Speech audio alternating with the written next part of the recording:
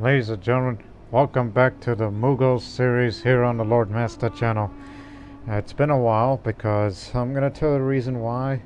The week prior we did not had any episodes of the Mughals because I did not had any record ahead of time, as I had a habit of doing, because one, that Croatian series was starting to get more interesting as a global empire of colonization and trade. But however, for this other series that's currently ongoing right now on the Lord Master channel, the CK2, the Crusader Kings 2 Historical Immersion Project Republic of Amalfi series has just been started. For its first couple of episodes that's been posted, and there will be many more episodes to come until the release of the upcoming Crusader Kings 3 DLC, which will start that series soon after. But of course, for this very series, oh boy, let me tell you, it's 1789 and we will soon reach into the next decade of the 1790s. Now, and as I've stated before, which I actually recorded and mentioned that in an episode of Croatia, which will be coming up later this week or so, where I said that I'm starting to become exhausted. I mean, what people have said, even the most seasoned players of EU4, what they said is true. That people say that when you reach about the late 1700s or into the 1800s, or the final 20 years of the game's timeline, and soon we'll be reaching the final 30 years of its timeline, you might start become exhausted, and you probably don't even want to get to the end unless you have some sort of willpower that you gotta power on through and all that. And as for the Mughals, well, there's one mission left, which I'm excluding this one because that ulema influence, as we're currently building and manufacturing White Chow. Are we? Let me see. White Chow, White Chow, White Chow, White Chow. Yes. You'll get that mission done. Look at the influence. It's not even up there yet. And plus, what's the reward? Mysticism. That no longer holds merit because no matter where it goes, due to clerical ministers in the Taj Mahal, we will always get the piety more towards legalism, because that's who we are. And yet we're unfazed with this religious unity, so it's not going to cause any issues because we have a very high tolerance towards heathens, in which I often bring up as saying it's part of the legacy of the Din-il-Ilahi, the divine faith. Just continued legacy, just to show that Hindus, Muslims, Buddhists of different branches, Confucians if any, and to some degree Shia, we can all coexist. Even though a little less towards heretics like Shia, for still we are a much more well, not necessarily syncretic, but pluralistic sort of empire we are. And we mentioned about one more mission. This is the last one I'm talking about. I'm not talking about Indian Sufi shrines. It's this one. And we're only one objective left. Take Tabriz. It's right across the border. Own that, and we will have control. In which we will get the heirs of Timur for 5 years, which will add a lot more cavalry combat ability for the next 25 years. Basically very close to the end of the game's timeline. Might as well be at this point. And we would have a claim on Persia, Khorasan, Transoxiana, Aris, Transcaspia, Khiva, Fergana, and Kutalan. But I'm only interested in one thing and one thing only. After we take Tabriz, I want to fight the Great War with the Ottomans. which would have to be either imperialism or the most likely option, humiliate rival just to show the world who's boss. I mean, the third place, while Britain is second, while we are far in the lead in the first, and not to mention economic hegemon. Just to show, you know, that we dominate this part of the world stage. But keep in mind, we're not a colonial trade empire like the British are, or in this case for the other playthrough with Croatia. This is a land empire mainly. That's the main difference. Like, sure, you've got Maldives, Lanka, and that tiny island of Vitan, and all that, but that's not the point. And we even once sent an expeditionary force to America, which was short-lived. But it's clearly that was seen compared to the last time when we last paid attention to America. We were mainly fighting against the Mazandaran, which we've beaten them to get to our objectives. During the same time, the Kingdom of Florida continues its expansion. Again, political absolutism, an absolute monarchy of a Floridian kingdom. And they got their ideas, and now they're working on defensive ideas. So it's entirely possible that the 13 colonies cannot be helped out. In fact, I've read the other day, since they did fight against 13 colonies and Erie, if an independent country that's from America, any part of North America, and that includes South America too, if they were to go to war against a country's colony, its mother country cannot support them. They're basically saying, well, you're on your own. So imagine if, I know we're getting a slightly bit off topic with this, with the relevance of the Mughal series. So say if you were the early United States, or Texas, or Florida is the grand example, and you fight against the other colonies of other countries, mother countries cannot support them. They're basically on their own. Which is ripe for, you know, expansionist countries like, again, Florida, whose capital is in Chitimacha, modern day New Orleans, Louisiana. And as we return to the subcontinent, where many of our armies are stationed there, and we've come to the realization, and I have this high amount of money, and we can't level up anytime soon until, about next year, which is likely, which gives us a lot more governing capacity. I mean, you won't see it right now.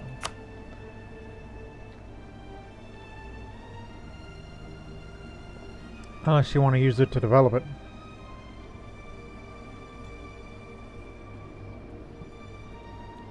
But I tell you what, here's what's going to happen in this episode. It's going to be mainly about the war against Qara Qoyunlu for Tabriz. My intention is, it's like this is the, again, hypothetical, if we are allowed to make such gains. We have to take this here, take Tabriz, and then all the border provinces.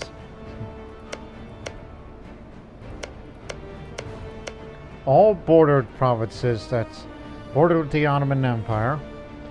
And we plan on building, remember what we did when we used to fight against Vijayanagar? Well, we built basically a wall of castles. The Great Wall, hypothetically, just a bunch of fortresses that basically cuts South India in half. Our part and theirs. We want to apply that same logic against the elements, knowing that when I expand big, a great possibility of a anti-Mughal coalition will be formed. So when we capture most if not all of the border provinces, that's next to the Ottomans, and then we'll try to build as fortresses as much as we can. Because keep in mind, I needed an empty building slot. Where is it? Here, for example. No matter what type it is, it's going to take 28 months to build them. So after you capture these, and of course after you core all of them, you got to build these fortresses. And then once we are built, and then the Great War will begin. So it's likely it will start in the late 90s, in the late 1790s. And this one, and that war will be very long and bloody, that I predict. But, of course, it would involve Florence, Crimea, Bashkira, and Hormuz, our old rival. So it'd just be fighting on multiple fronts. And our land force limit continues to increase each time we expand westward. And that's the reason why we're building soldiers' households, to continue to keep up with the manpower growth. So we get this idea of, it's like, yes, our best armies will be fighting on this front. But what about the other armies back there? Well, we gotta defend this front too, in case countries like Malacca, or Brunei, or even Ayutthaya, or even the Chinese kingdoms would be part of that anti-Mughal coalition, and we would be creating armies and they'll be deployed there. So we'll be fighting on multiple fronts. Of course, be assisted by the Vietnamese and La Na, in which sometimes I wish I had more vassals, but I believe that's what Khmer is for.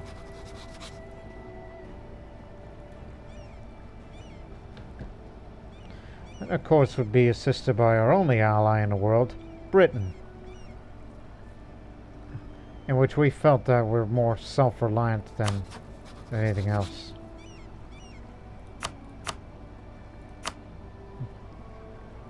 I don't know what I need for you anymore. Ducats, soldiers, makes matters not. Because we make so much money that it's just... oh boy. It's incomparable.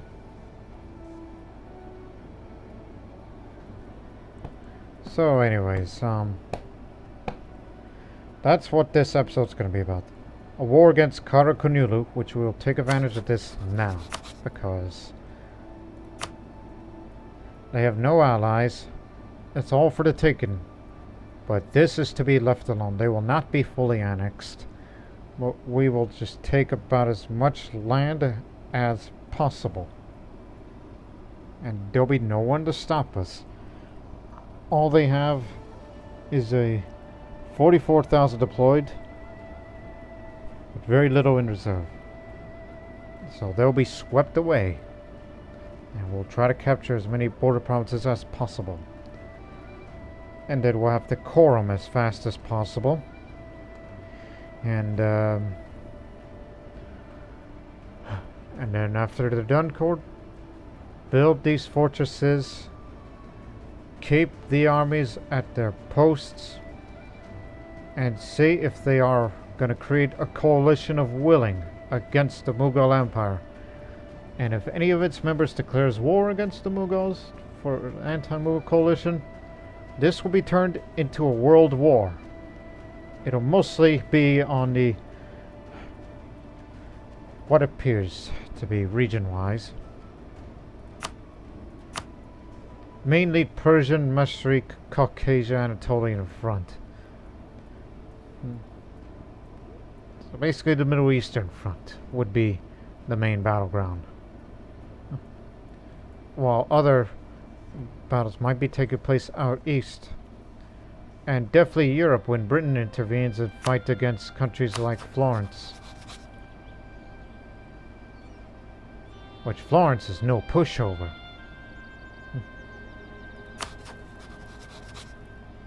And of course, as we are a hegemon, it's kind of hard to find friends these days. Which again, self-reliant country.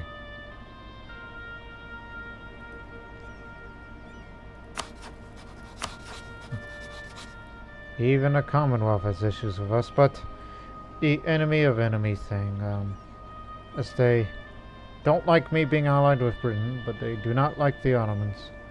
Well, who else doesn't like the Ottomans? Spain. Well, they have issues with us, so we can't get along.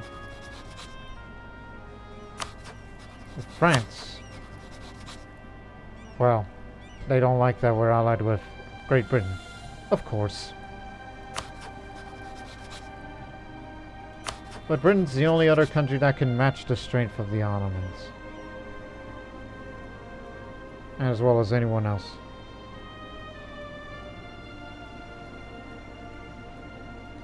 So that's what I see in its future. A very terrible future.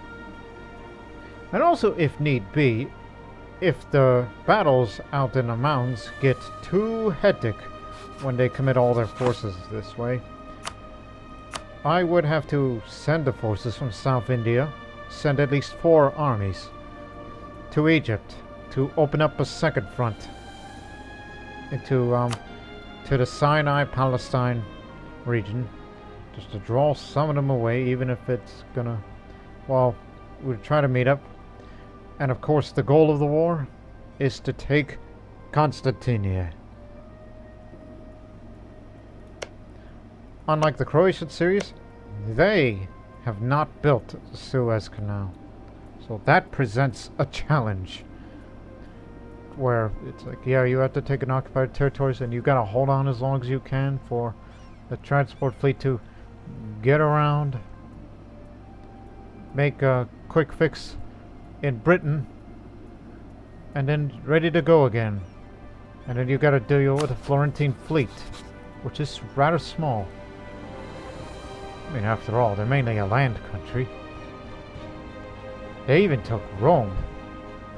And this is what's left of the Papal States. And that bit too.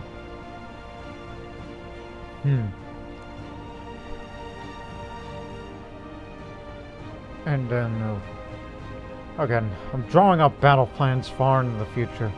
We don't know what the state of the Ottomans are going to be like, as they are currently not winning the war against Mazdaran, as they have not taken their relevant objective, which is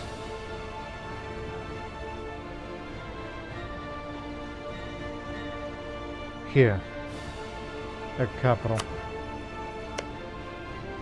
It's imperialism, you know? It's how the cap spell works. So, ready? This will be an easy war, and this will complete our final mission.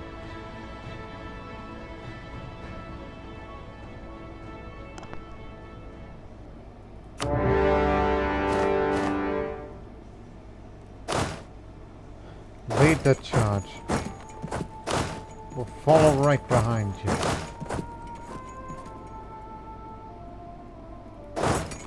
You'll be heading this way. Take Kelan Shah. And then this way. Then provide backup to whomever needs it the most. The other armies back in Hindustan and further east, stay put. Our focus on land has left many feeling that we have an excellent army. Some of our brightest and best wish to become officers in it. They have chosen wisely. Deploy the fleet. Blockade the Persian Gulf. They won't be going anywhere.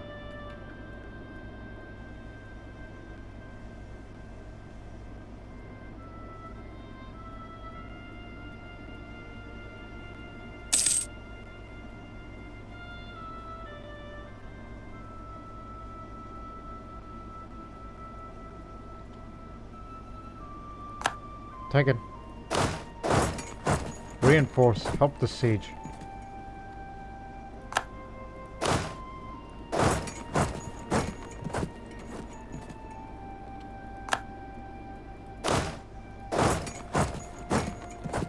Ah, blast it. You have to start over again.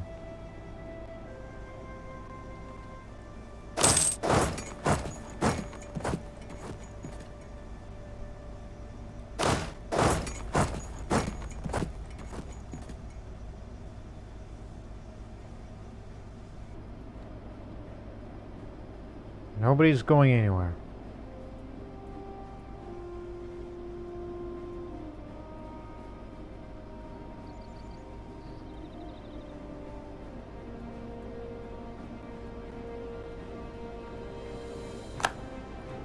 Move up.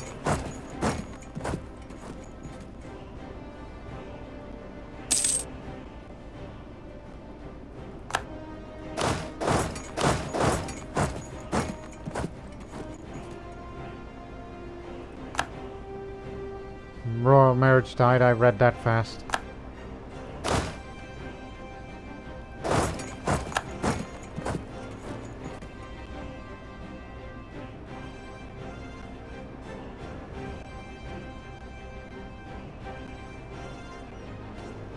"100 days. This way.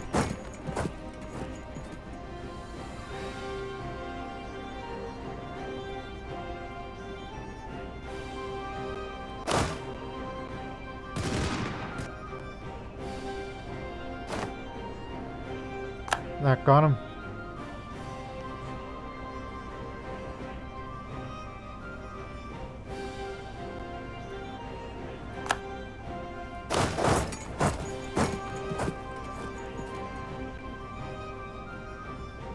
Destroyed their ships.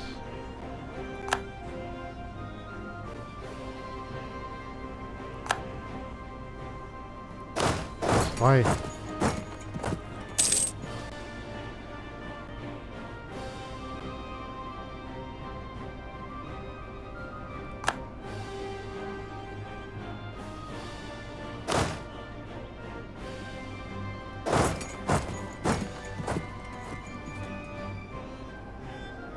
Hey!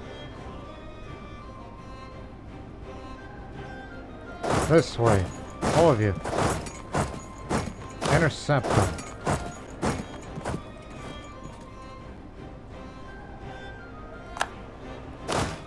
Help them out.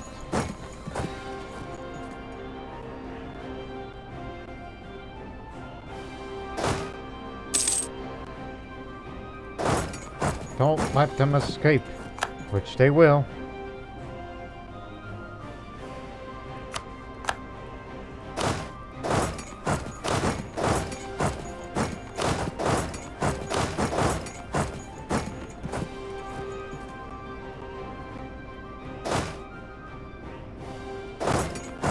We got you surrounded. Canals and turnpikes. Bad roads have been a limiting factor for economic growth in the fight there. Severely happening the transfer of goods, people, and capital. Look into other areas for local entrepreneurs to introduce toll roads for pays of maintenance. There are far gone plans of building transportation canals to further ease the local flow of goods. Well, since we have the money, Ahmednagar will have canals, turnpikes for till 1805. If you wish to develop it further.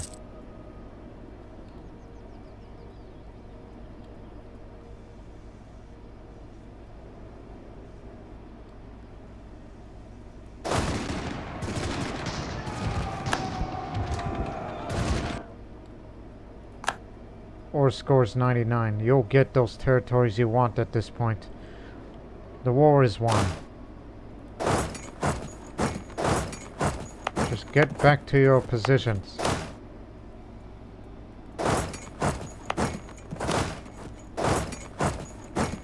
You too. Get back to your post in Herat.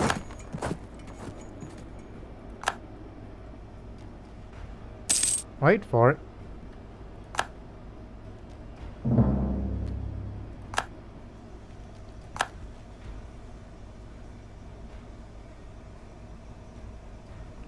So, Bukhara, still alive. Still very much alive.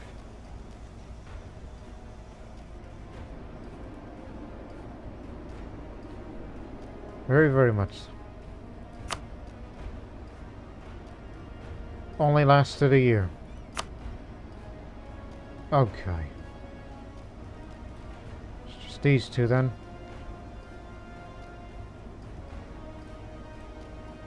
anything that connects at the borders with the Ottomans.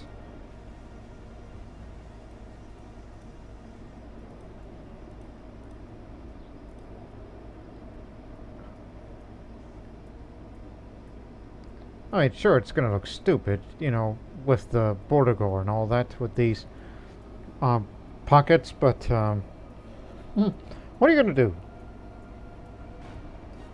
Can't grant them access all the time, but at least we have access to the sea. Where if you wish to, like, say, if you want to go to the other side, well then, no need, well, oh, don't worry, the path's easier. It'll be fine. There's only one way in, one way out. But there is access to sea, so transports can ferry troops there safely.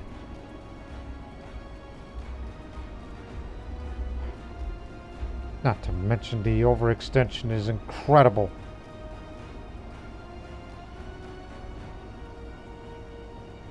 But again, don't want these two territories. But wish we had Hamadan. But it would prove too much.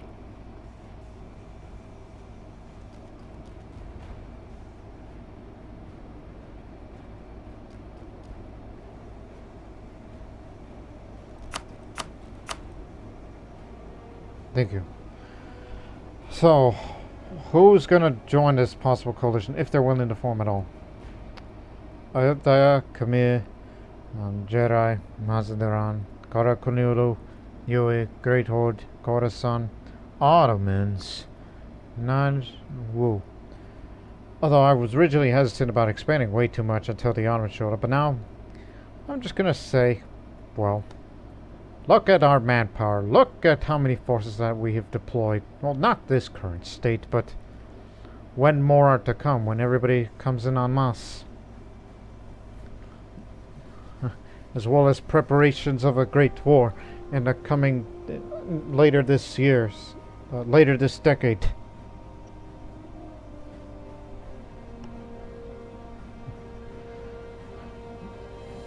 But at least we'll be giving them land for everybody.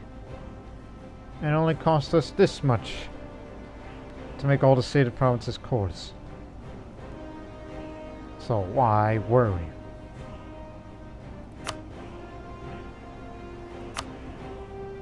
Just looking. So that settles it then. Everlasting victory. And with that, ladies and gentlemen, this completes Outside's dream. We are the Gurkhani, heirs to the great conquerors and fearful of no living man. For the next 25 years, so until 1815. And in the last 5 years, live in peace, and then game over. And I know the yearly legitimacy isn't the best right now, but this will help it. Now we have claims to all these areas. But keep in mind, these will expire in 25 years, but I highly doubt I'll carry this out to everybody. It's just, well, and since your cores are so high, that means those separatisms in certain areas are going to be high, so we have to be on guard. Especially Qara Qoyunlu, whom we just defeated.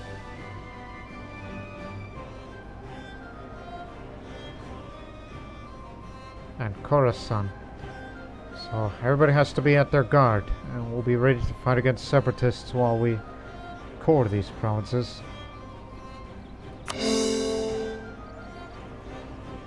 And these each will be done by next year. Some in June, some in July. On the summer of next year, next summer.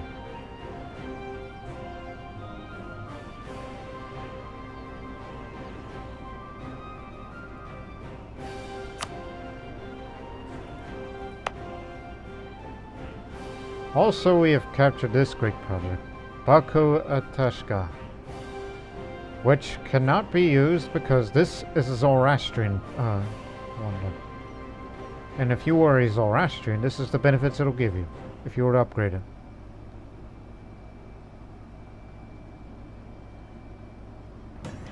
Discipline, cultural conversion, land fire damage received. Like say if, oh, who knows? You may never know if somebody who was the owner of Yezd, that would become a Zoroastrian, which unfortunately doesn't exist anymore in this timeline. But there used to be, if you were to start in 1444 AD. But, if, let's say if the Timurids were suddenly become Zoroastrian, or whomever's the owner of Yezd at that time, and then decide to, well, recreate the Persian Empire up until you get up to this area, this great project, that would be of a great boon for. And also it has to be converted to Zoroastrianism there in order to make it active. So in other words, don't give me any ideas.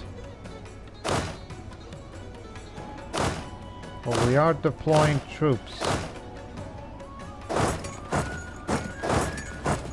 to the areas where it might be needed.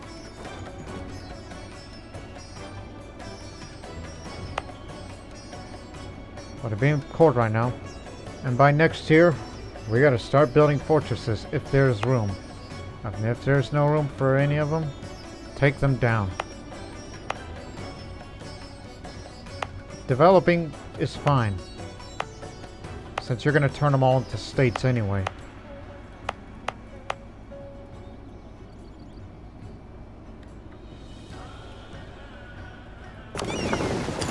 Land here.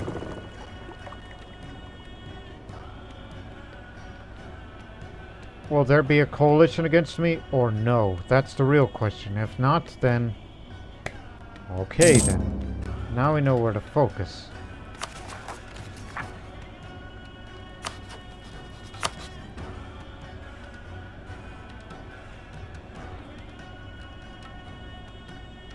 I see no coalition formed against me.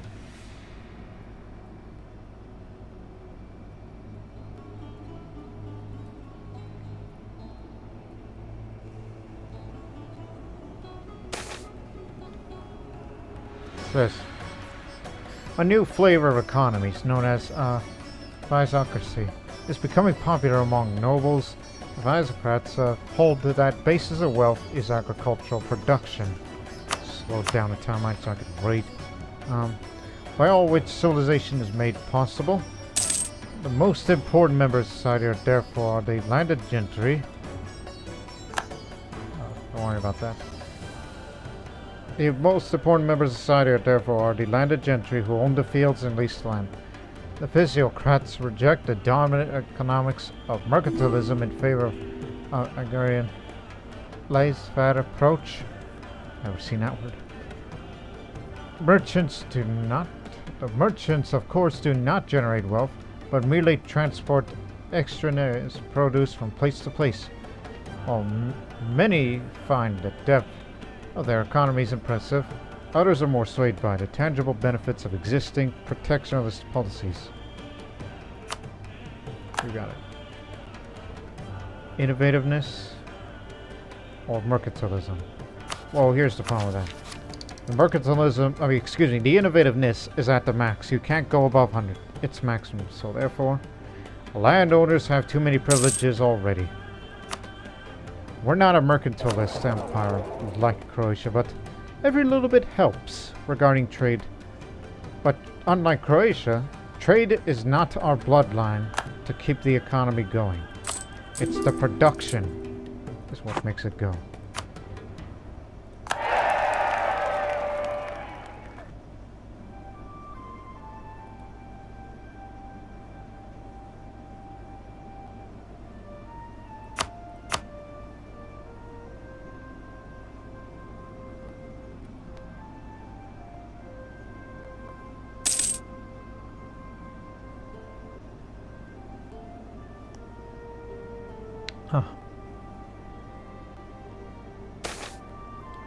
Demands for representation.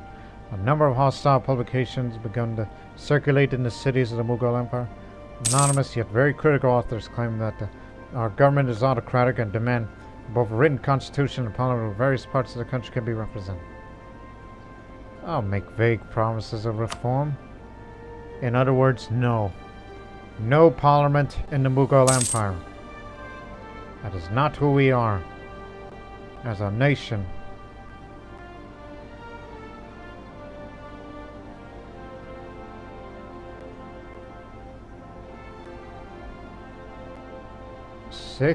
Over 600,000 manpower. Again, enough manpower to last a world war.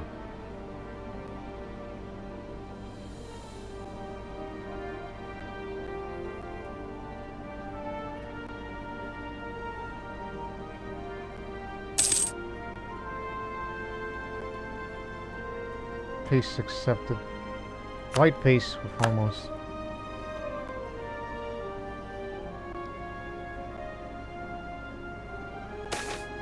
Separatist sentiment. With our reputation, our neighbors think we're the spawn of the devil and plotting our downfall. Separatist conspirators are spreading lies and igniting a rebel sentiment in Tun.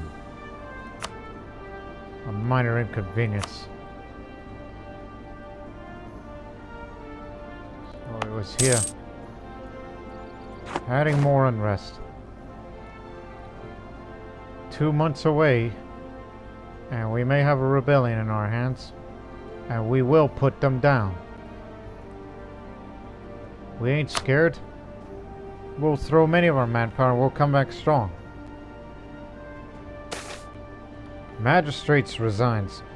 Magistrates are the very snooze of a country, and unfortunately all ours are resigning.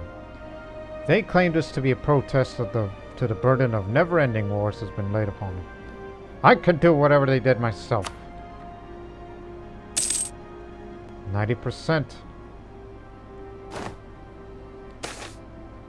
More magistrates resign.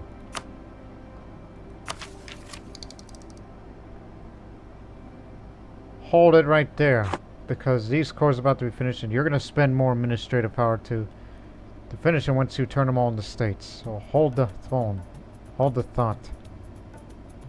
Hold your horses. Whatever's the equivalent of the term back then. Rebellion. Tabriz and Shivan. Rajput. You too.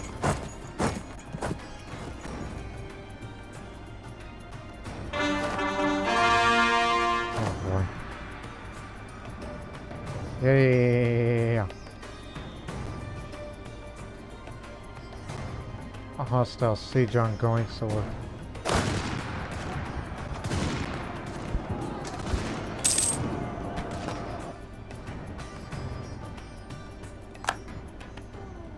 Alright, even it distributely.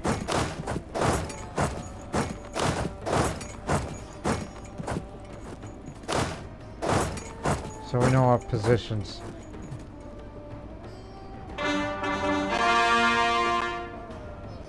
One more to go. There.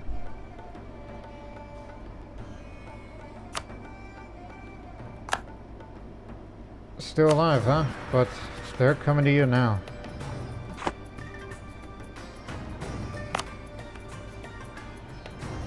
So turn all these into states. This will take up governing capacity, which we have enough.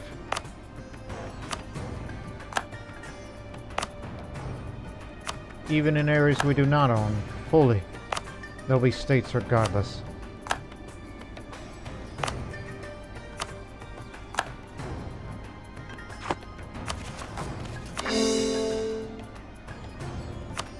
What did I tell you?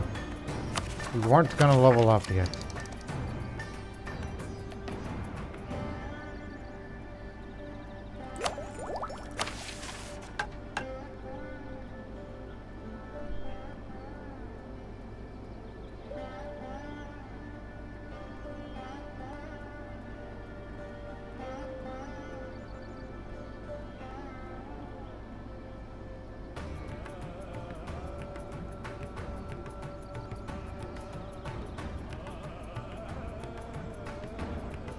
Just looking.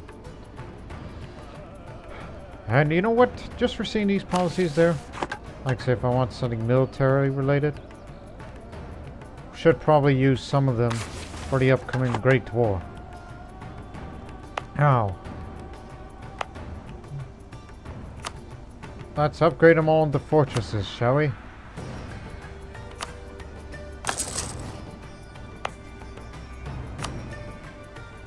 Throwing all my money to them.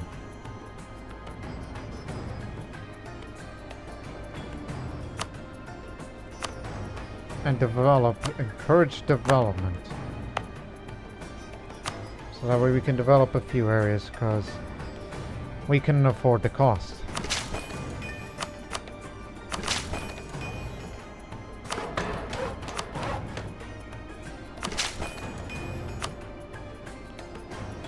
Fortress here.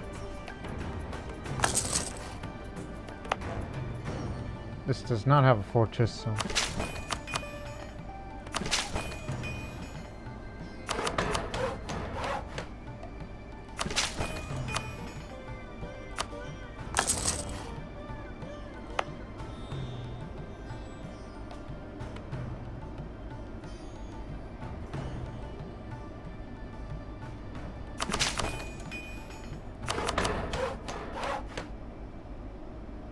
Throw one.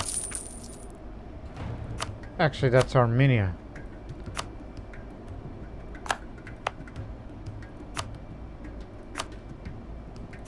So that one cost a bit too much. One. Okay, you got it.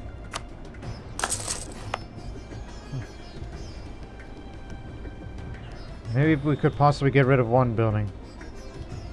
This doesn't need to be there. No need to develop any further.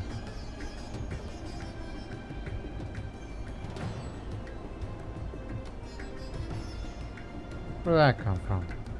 Oh, by the way, these areas that you captured, do any of them have centers of trade? No, just this one. Just curious.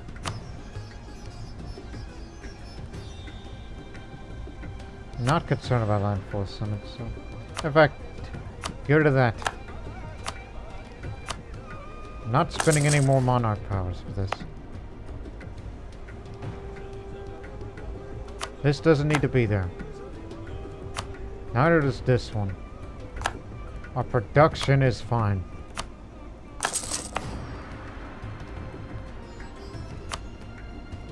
Out. Get rid of it.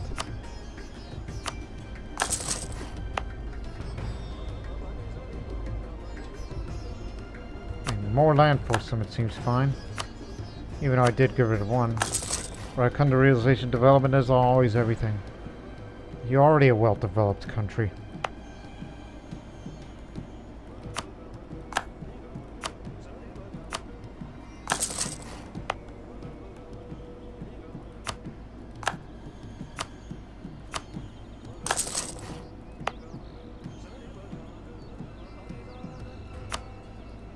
Doesn't need to be there.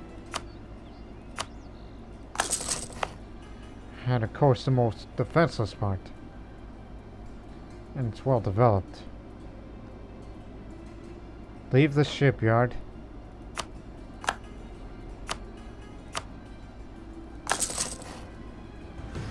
Okay, there. The unrest will start to go away except for Khorasan, which will may have to deal with that in future.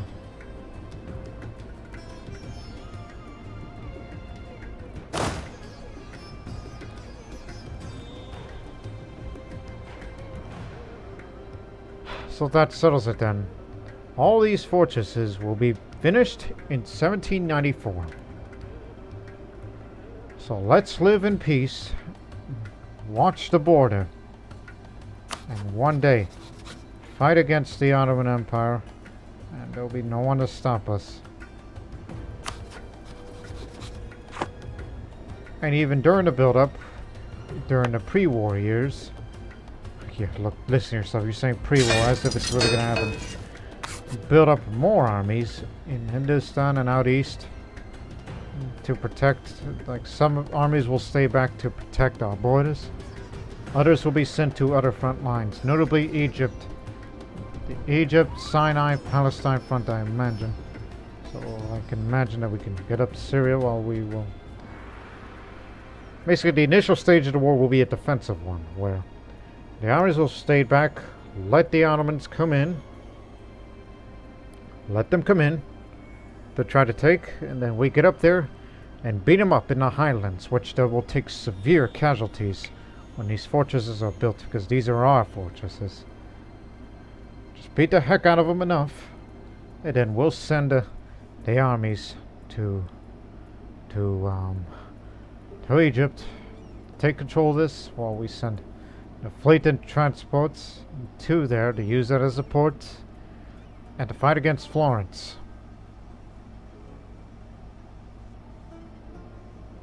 I mean, Crimea will be there too, so those system and Ashkuria. So the main front line is there. Other armies will protect Khorasan, Afghanistan, Samarkand. Which in Samarkand, now that I thought about it, there's no fortress here.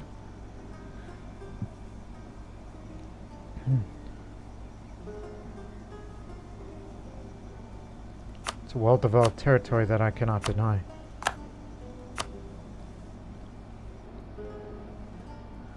In fact, when...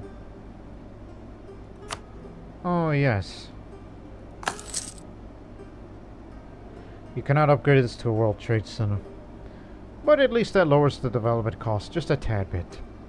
Just a tad bit. I'd like to get it up to 30. And then build a fortress here as well. Either that or get rid of that mosque, because as the good as the taxation is, but it's starting to become slightly meaningless. But revolutions. Speaking of revolution, it all started in Tunis, and it's very present there, but not in the homeland of Hindustan. No revolution here. Heaven forbid that there will be a revolution under our midst. But how will that occur? Which is a very good question.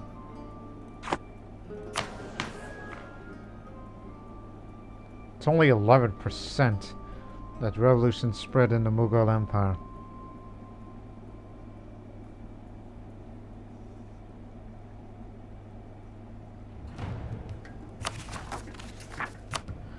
So, let's continue this episode as we will continue to live in peace, for now, and deal with any separatist rebellions.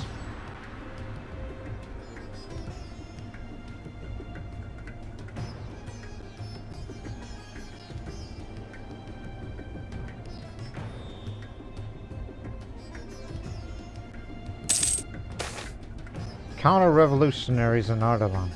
The subversive ideals of the Spanish Revolution has taken hold in Ardalan, perverting the natural order of things. However, right-thinking members of the nobility will not accept this state of affairs without a fight. They've rallied their forces, promised to drive the revolutionaries out of Ardalan if we can give them our support. They will have our support. They'll be out of there. Any form of revolutionary rebellions inside the Mughal Empire will be quickly crushed.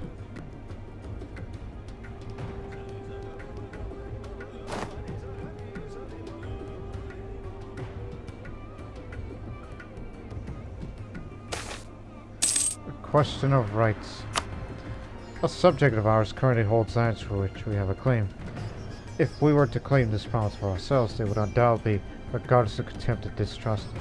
On the other hand, they would be in no position to stop us from taking control of the earth if we would wish to be so.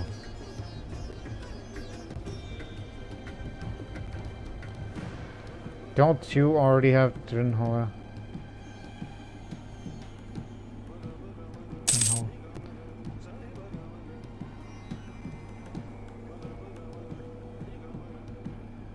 Again, mission's already complete, so it's irrelevant at this point. Give it to them. It's rightfully Vietnamese, not Mughal.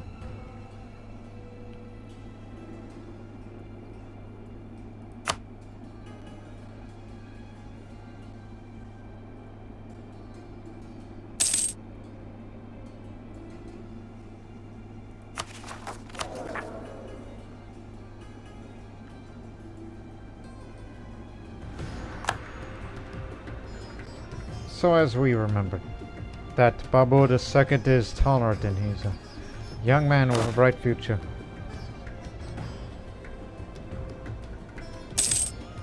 And we still have our, Chinese admiral who is a pirate.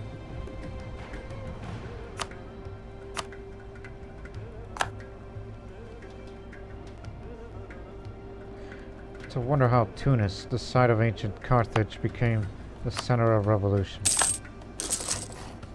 Should upgrade that too. Basically to watch our back.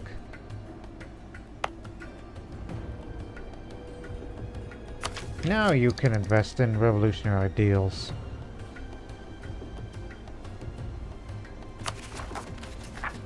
Ooh, close to being a max. No need for that now.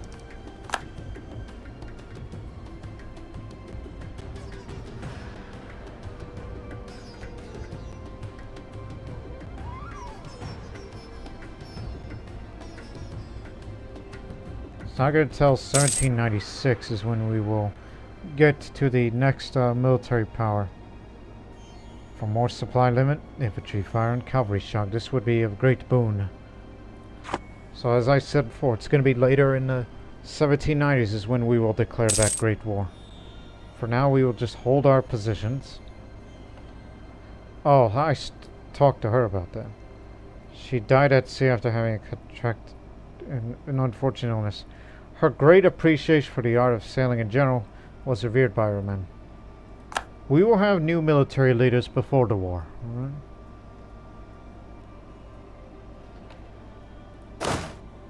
You should all be drilling. Because you want to get ready for the war to end all wars with the Ottomans, so it would be wise. Word to the wise. And if certain armies are fully drilled, assign the other generals to the armies that are expected to be sent to the Egyptian front that we have plans for. Zamindar and Ovivad earned a reputation as a greedy and cruel person. The local populace have gathered a petition to have him removed.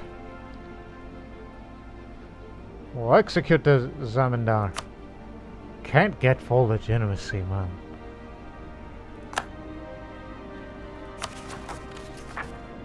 Those pesky separatists.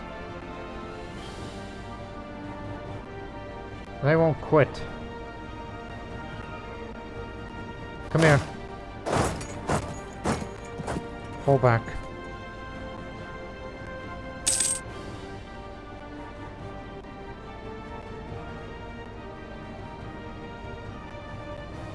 There's what's left of Qara Qoyunlu. Well, actually. And I don't know anymore. And when autonomy is lowered, that increases the manpower reserves.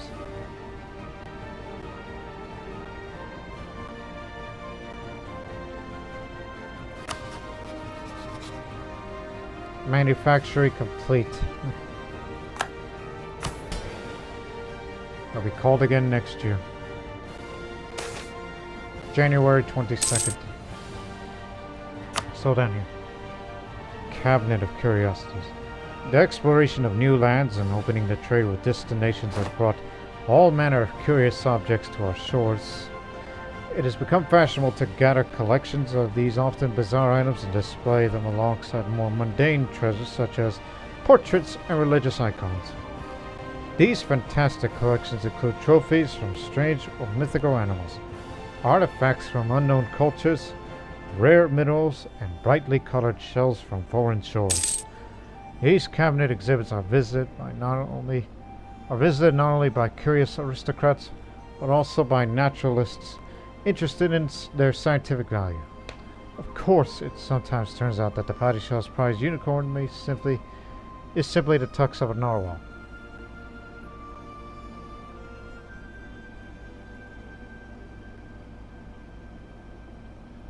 How very novel. Commission one immediately. Gotta spend that money somewhere.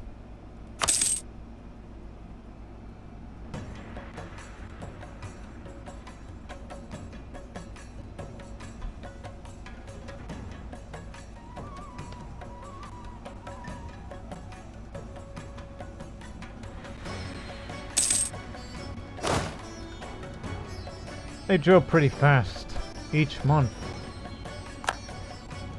Wonderful.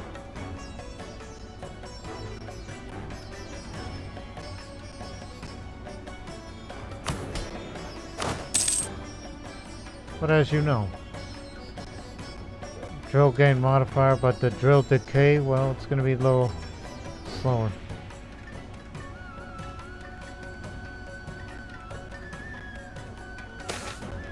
Rains bring fertility to Malaya. Seasonal rains have brought prosperity to Malaya. Being neither too mild or too severe, as agriculture flourishes, people prosper and wealth of the areas increase. Now that I thought about it, again, the South Indian armies that will be sent to Egypt. As we can see, there's 91 transport ships. There's only 3 armies to be assigned there. Station them in Goa, for starters. Want you to get close to Goa.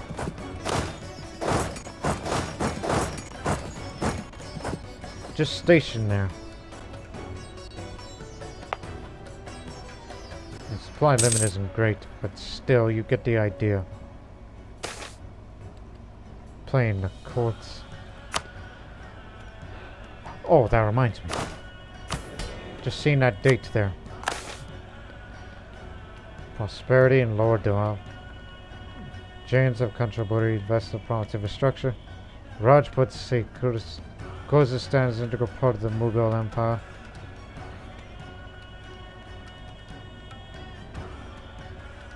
Give you that. Wada Hanafi School is the officially sanctioned school of the empire. There are many courts and qadis throughout our lands, and all 4 schools of faith are deemed appropriate for civil procedures. This means to that some extent it is possible to play the courts by bringing a case before a qadi, though a school is considered more likely to give a beneficial ruling to a specific case. An entrepreneuring merchant in bulk has become so good at this that it has angered not only the local population's business competitors, but also the local governor.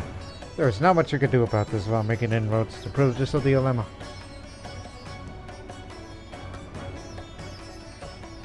For 10 years. Well, let's just ensure that this man's dealt with. Well, let me tell you something. What is that place again? Kanchanpuri. Kanchanpuri. But not Kanchipuram. Kanchanpuri.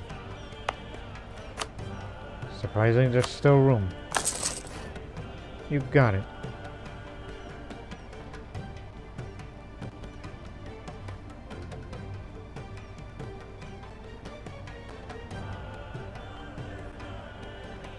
In position. If any, at least 3 armies that are fully drilled, assign 3 generals to start drilling those 3. These will be the expeditionary force that will be sent to Egypt, Sinai region. The riches of China. The Emperor of China is weak and has little support from north to south. The ordinary Chinese are questioning his rule, and normally so loyal bureaucrats are debating whether Jianshu I has in fact lost the mandate of heaven. Rogue Sichuanese officials claiming to represent Jiang Qing has approached Babur, imploring us to free them from the oppression of Wu and end the rule of the Ashikaga dynasty. The Wu are never really our friends, but I'll say time to end this empire. So we have claimed that area now, whenever you want to. Yeah, sure.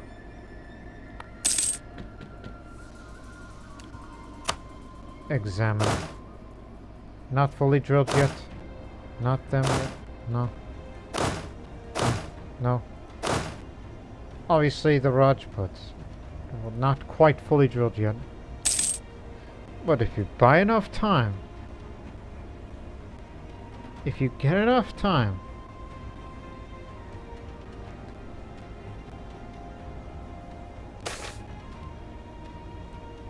is it over?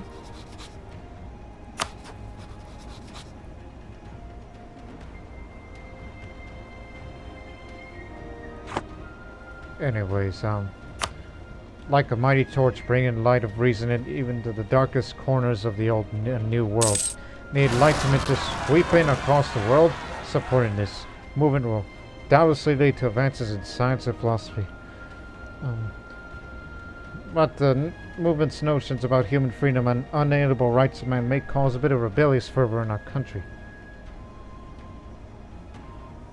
Holy crud! That's a lot of... But it reduces the cost technology for next 20 years.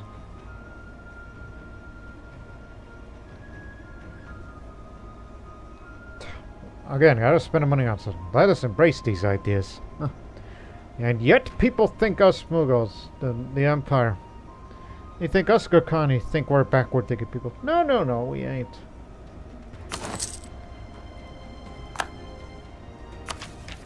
We are very innovative, and therefore we have superior ship design. This adds more naval morale. Just in time to be ready for the upcoming Great War, as we once predicted.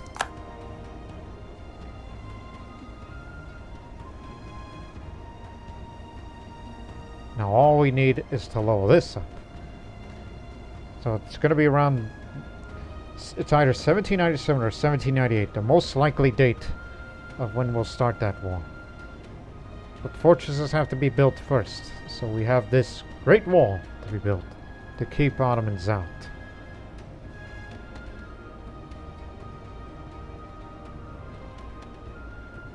And deal with other rebellious provinces in other lands as well.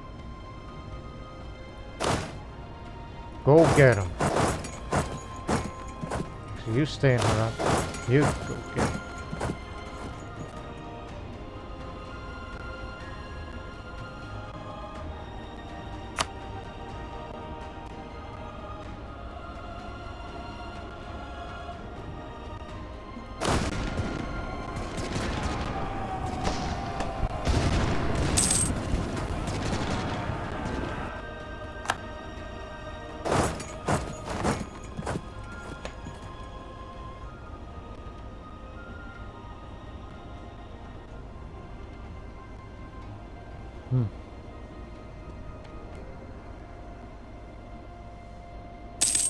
I think they're going to take huge swathes of land that's going to go to the Ottoman territories. But quite honestly, based on the war score, they're only going to get little. Small gains. Because they have not taken their relevant objective.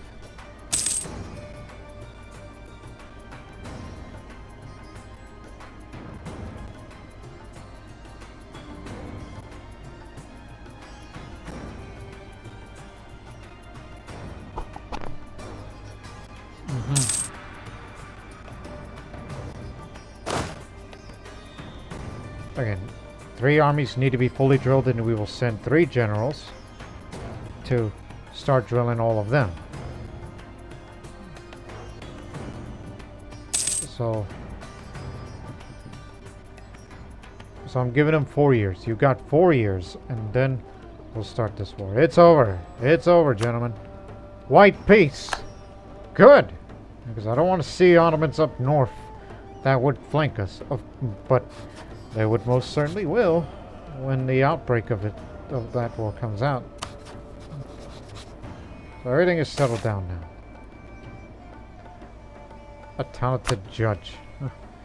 Acquiring an education in theology and law has often been a long process involving studying classical works of law under the tutelage of the sheikhs of various madrasas.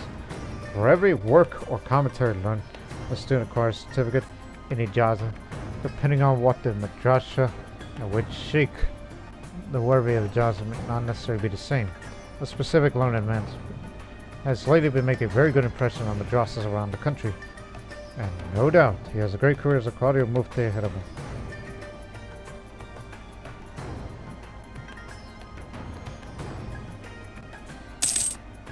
I hear Ahmednaga's new Qadi. This is just for state maintenance.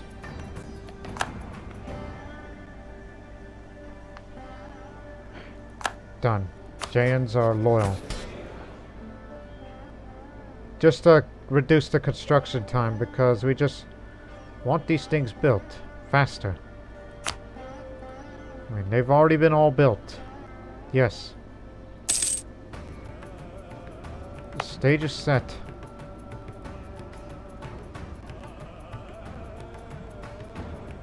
So even if they do take it all, they still got one more ups to go through, and then it's open country from there. But this will never happen. That's the reason why. There's the reason why I built it. Highlands. Well, actually, this is drylands, but this is backdoor.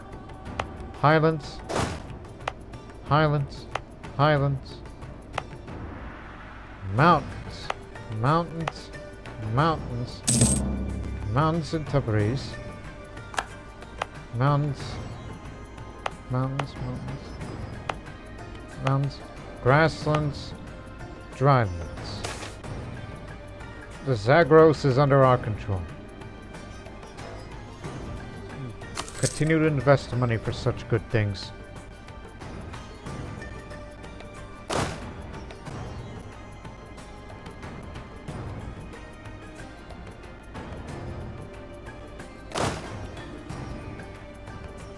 Not there yet. Not there yet.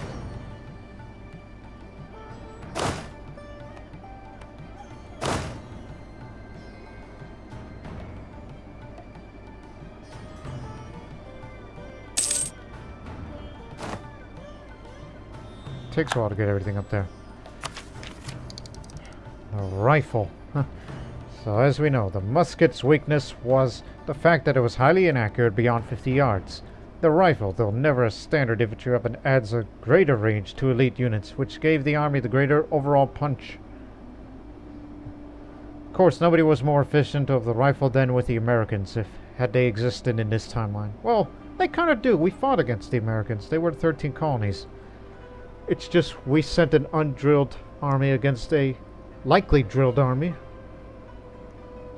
So you could say, yes, Mughals fought the Americans before, but the Americans bested us.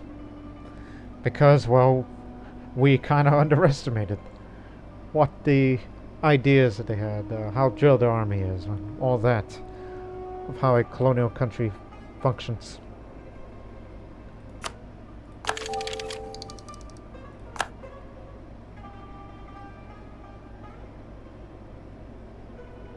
All level 31, so it's not going to be until the late 1800s. I'm not talking about late 19th century, but you get what I mean. That we would be getting this new, quite possibly last level of the military tech that we see out there. But we won't be able to get these, especially this one, for the upcoming Great War.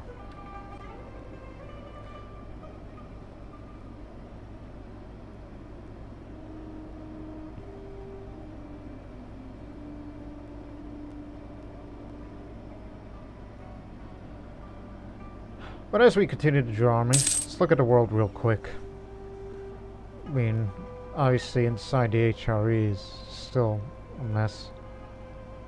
Prussia was never formed in this timeline, just like Croatia. Scandinavia exists. Swedish.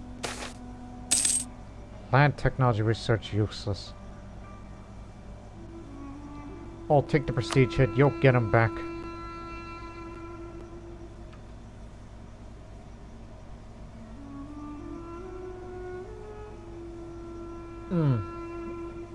Okay. Whom else?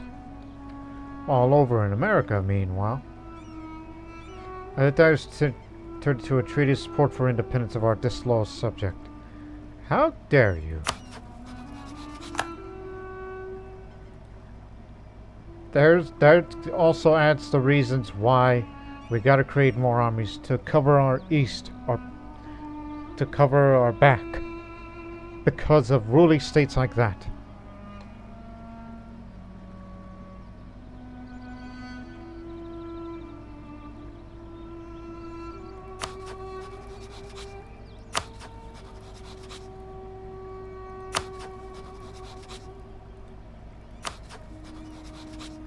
Floridian Portuguese Nationalist War.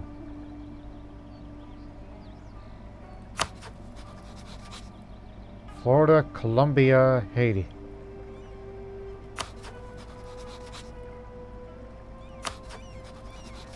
I think Florida has a chance.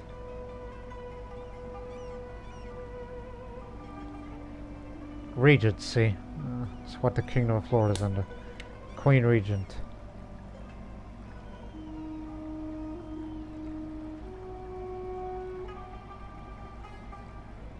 It's the same dynasty as Colombia. De Mello. But it's Varia is the dynasty of run in Portugal. On the other side, Japan continues its colonial expansion. Purification of tax laws.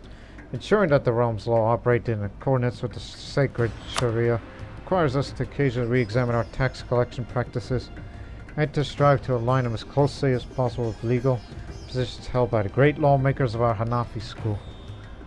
This means limiting the customary tax which accumulated over the years, but taking only what is permitted by the Sharia. The peasantry must be free from unlawful exactions for the next couple of years, at least lower some degree of unrest. Knowing this may become a problem in the future, but at least slow them down a bit. Improved reputation for us Mughal. Yan has gained Canton as a core province. That's also one of our cores.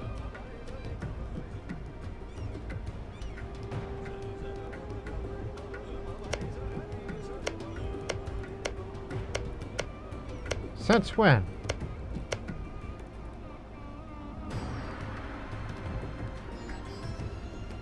Since when? I have no recollection of holding that, unless you're talking about an area that was formerly Daviet. If that's what you're referring to.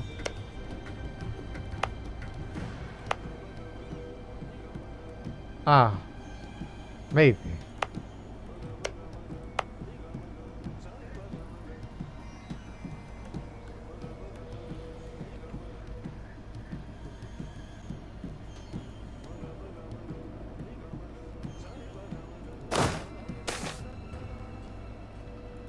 Popular religion. There's always been some discrepancy between the religion actually taught and defended by the ulama and the actual faith of the people in the provinces. Most of the time the differences are small enough that the ulama chooses to ignore them instead of focus on reinforcing the more orthodox spiritual ideas of the people. It seems, however, that certain ideas are quite unorthodox, if rooted in old traditions, have begun to spread together with the Sunni faith among our non-Sunni subjects, resulting in a mix of old heathen ideas, popular superstition, and the Sunni itself has been quite too much for the ulama to stomach, even if it meant a conversion to much more attractive proposition for our heathen subjects. Attempt to root out this criticism. Okay.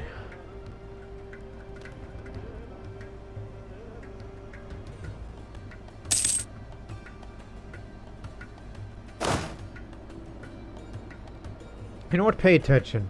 Wait for this month to pass. I'll answer that military access in a moment. Let me see. Does it really gain that much?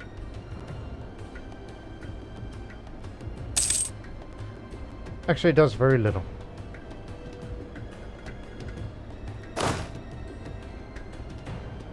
%.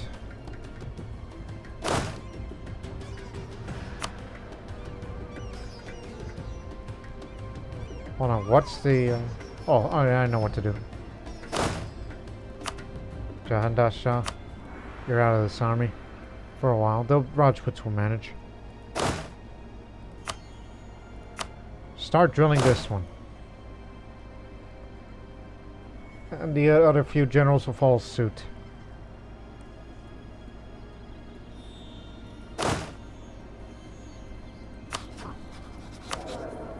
Senator's only 9.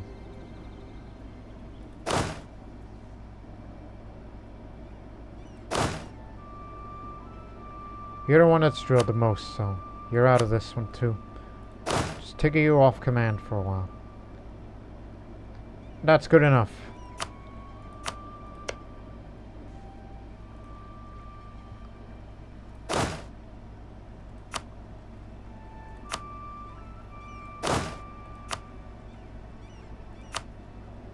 You got 3 years.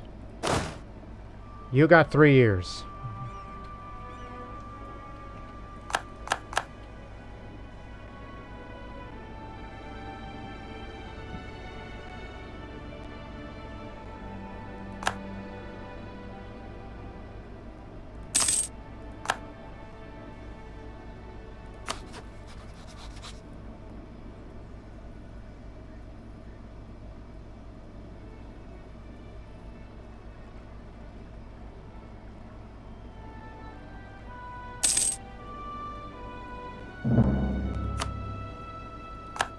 Spanish Canada. Yeah, we know they exist.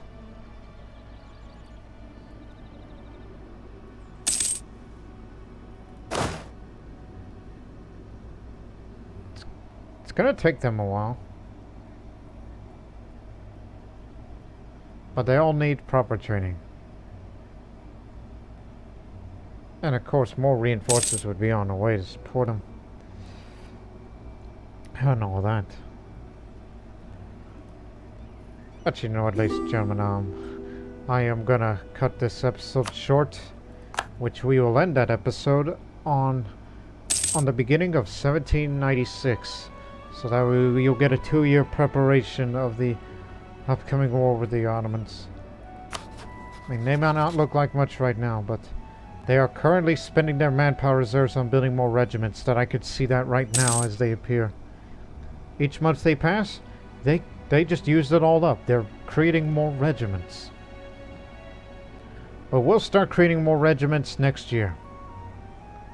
Some in Southeast Asia, some in Indochina, and a couple more in Hindustan.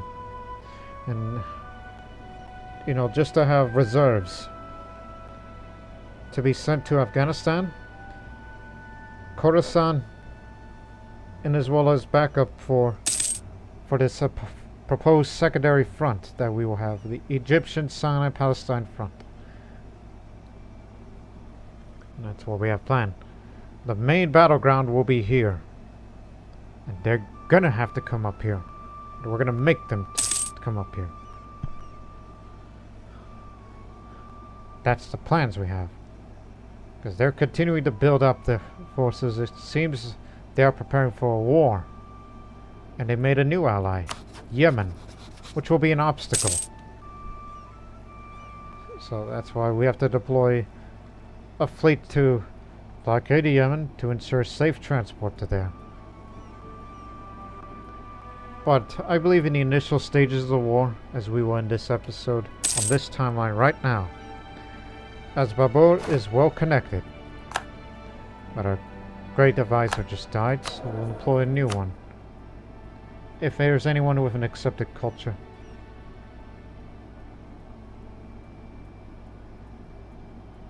What concerns you the most is the real question.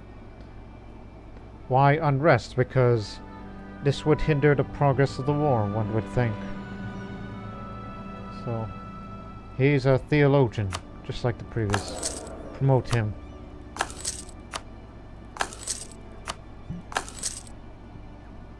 At a much cheaper cost, of course.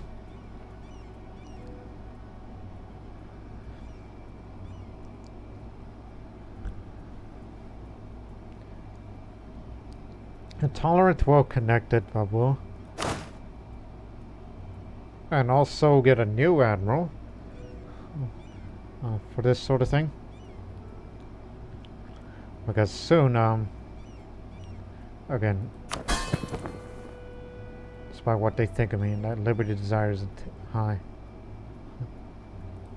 Wish we had more subjects, but those Vietnamese troops and the troops of Lan Na would be supporting us, which won't happen until after the first 2 years of the war, I believe.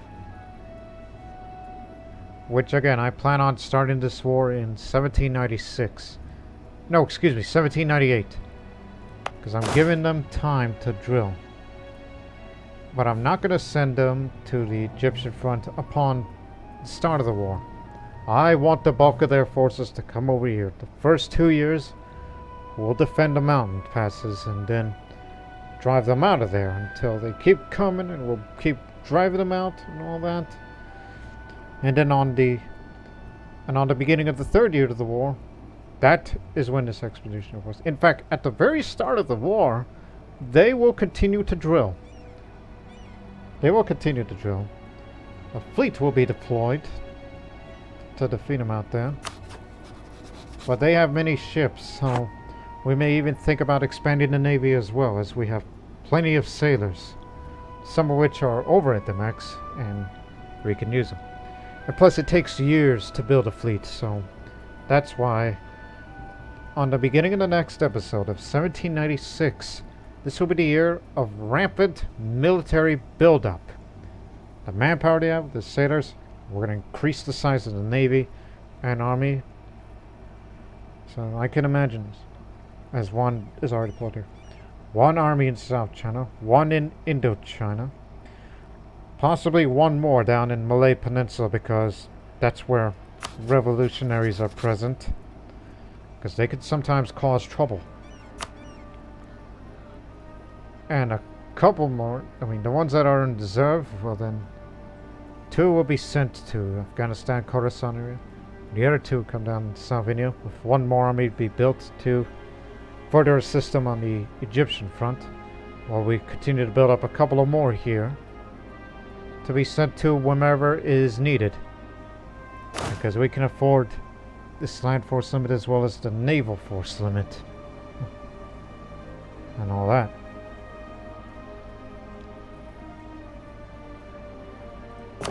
But don't forget that we have this other transport fleet, some of which aren't even upgraded yet. So we could send multiples all at once, but well, let's not rush things here. So, again, in the next episode, this is basically going to be the Great Mughal Ottoman War Part 1. And likely there will be a Part 2 and Part 3 of that war, as it will enter into the 19th century. And after that Great War, then, and I guess that'll probably likely be the end of that series, even if we keep going on for another couple of years, and then I won't get involved in any more wars. Just enjoy being rich with what you got. And that peace treaty you're going to have with the Ottomans, well, it's never going to expire, because this is your first and only opportunity. Unless they get involved in some other conflict. I mean, with the amount of forces that they have compared to us, we could actually beat them.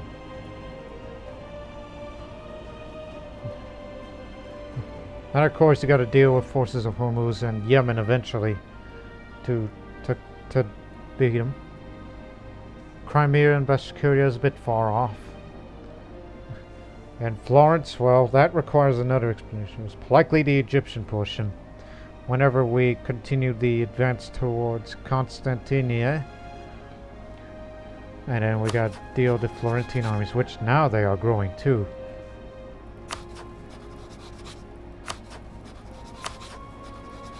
I believe all the forces that support them, this is why it's going to be a very tough one. And that's the reason why the rampant military buildup we have planned. No matter how good they are skillful, us alone would not defeat them. This requires more and more and more. Until we say that we are just this unbreakable wall.